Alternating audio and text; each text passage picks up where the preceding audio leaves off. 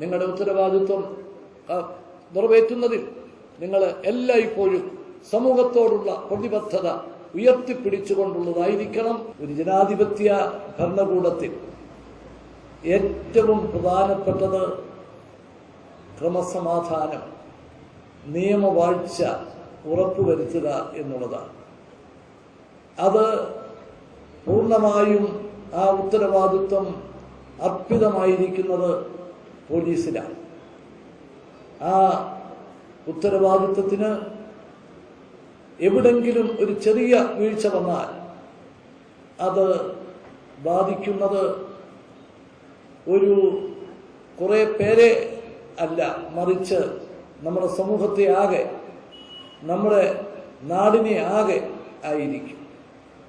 ഏത് വികസനത്തിനും ഏത് പുരോഗതിക്കും അടിസ്ഥാനം സമാധാന ജീവിതം ഉറപ്പുവരുത്തുക എന്നുള്ളതാണ്.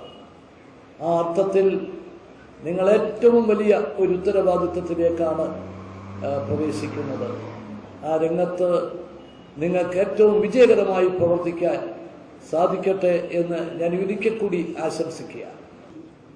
ഇനി വരും വർഷങ്ങളിലും വർഷം തോറും പോലീസ് സേനയുടെ അംഗസംഖ്യ വർദ്ധിപ്പിക്കാനാണ് ഗവൺമെന്റ് ഉദ്ദേശിക്കുന്നത്.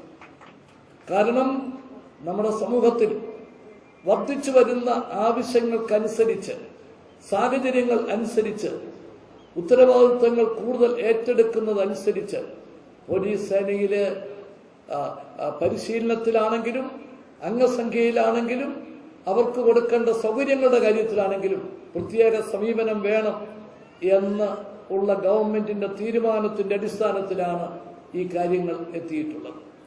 അത് വരും വർഷങ്ങളിലും നിശ്ചയമായും ആ നിലയിലുള്ള പ്രവർത്തനമായിരിക്കും ഗവൺമെന്റിന്റെ ഭാഗത്തു നിന്ന് ഉണ്ടാകുന്നത്.